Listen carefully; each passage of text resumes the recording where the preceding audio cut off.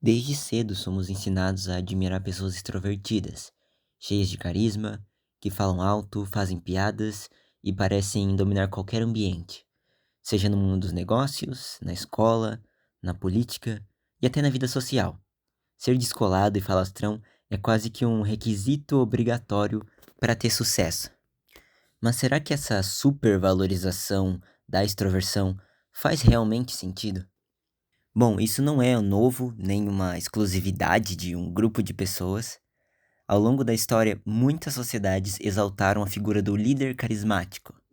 Nos Estados Unidos, por exemplo, desde o início do século XX, a cultura passou de uma valorização da ética do caráter, que priorizava traços como a humildade e a integridade, para a ética da personalidade, onde ser sociável, magnético e expressivo passou a ser mais importante para a vida das pessoas. Isso aconteceu em parte porque o crescimento das cidades e das grandes corporações exigiu que as pessoas soubessem como se vender, fazer o famoso networking e causar boas impressões. A cultura estadunidense foi a que popularizou o ideal do self-made man, que é autoconfiante, sociável, proativo. Esse modelo influenciou outras sociedades, inclusive a sociedade brasileira em algum momento.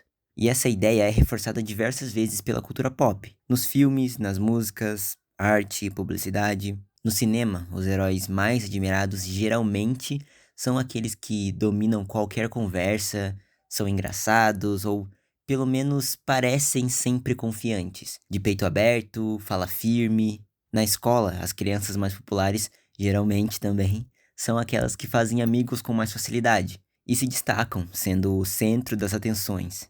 Já no mercado de trabalho, os candidatos mais falantes e expressivos frequentemente são os escolhidos para cargos de liderança, mesmo quando eles não são os mais competentes. E isso acontece bastante. Enfim, eu tenho certeza que você, de alguma forma ou de outra, já percebeu tudo isso que eu contei. Mas o ponto desse vídeo aqui é que a valorização da extroversão não é necessariamente o problema, mas passa a ser a partir do momento em que as pessoas sentem que precisam se forçar a ser algo que elas não são naturalmente, para então serem aceitas. E isso, inclusive, pode levar a um desgaste emocional e até um sentimento ainda maior de inadequação. Um disclaimer aqui no vídeo, tá? Eu não tô falando do autodesenvolvimento em si. Afinal, é claro que sim, é vantajoso trabalhar suas deficiências para ser uma pessoa melhor, um filho melhor, um líder melhor. A discussão aqui é justamente a busca cega em parecer atraente, falastrão, espertinho, sagaz, influenciador, extrovertido, quando na verdade não se é. Esse fenômeno acontece e com certeza pegou impulso nas redes sociais e no crescente fluxo de informações que a gente consome todos os dias. Eu fui atrás de pesquisar sobre algumas culturas que historicamente valorizam o oposto da introversão, como culturas asiáticas ou do norte europeu. E claro que isso não é uma regra, tá? Para todos os indivíduos. Mas eu encontrei coisas bem interessantes. E o legal é a gente prestar atenção nas palavras-chave. Começando pelo Japão, que é um grande símbolo da valorização do silêncio e da harmonia.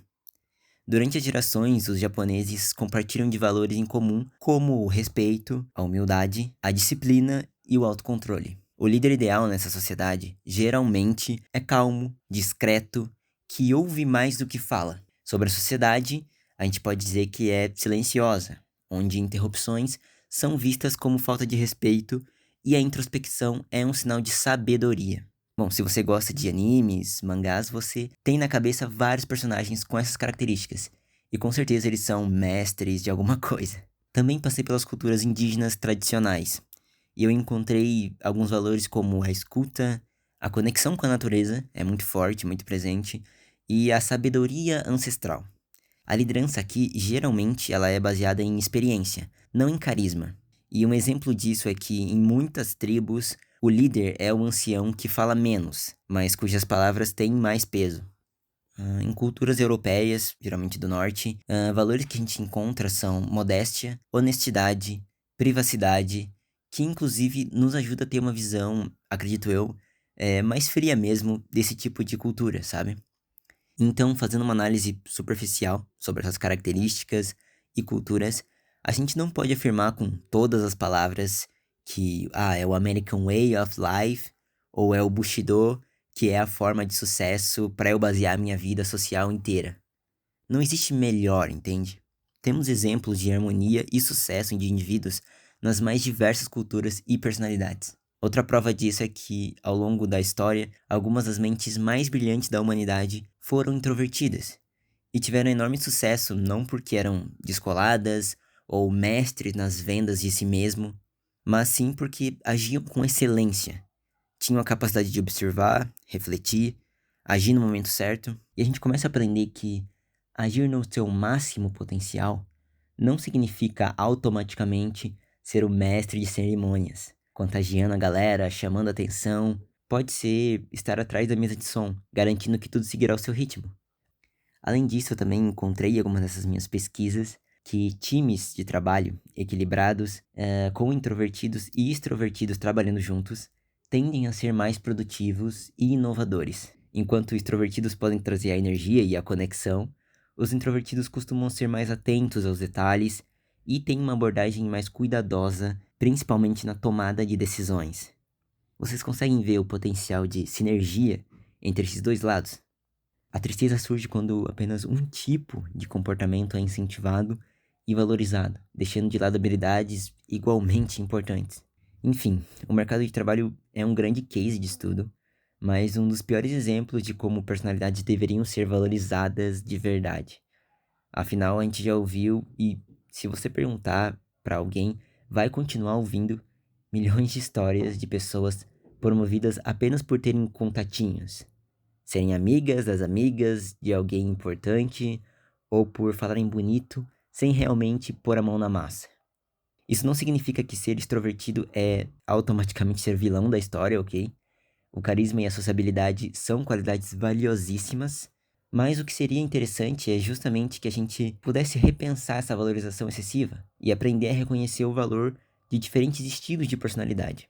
O verdadeiro potencial de uma pessoa não está na sua capacidade de entreter um grupo, mas naquilo que ela pode construir e oferecer ao mundo de melhor, seja na forma expansiva ou silenciosa de ser. Galera, na descrição desse vídeo aqui eu tô deixando 2 livros, tá? Que eu inclusive tô usando para produzir esse vídeo aqui como referência, e que me ajudaram muito a entender sobre a minha introversão e como usar ela de forma produtiva e principalmente positiva. Se vocês se interessarem, acessem lá. São muito bons mesmo. Bom, eu vou terminando o vídeo por aqui. Só queria relembrar que esse canal faz parte do meu grande plano em dar voz aos silenciosos como eu. E se você gostou desse vídeo, me ajuda com o seu curtir. Também fiquem à vontade para deixar algum comentário. Vai ser um prazer conversar com vocês, beleza? Então é isso. Até o próximo vídeo.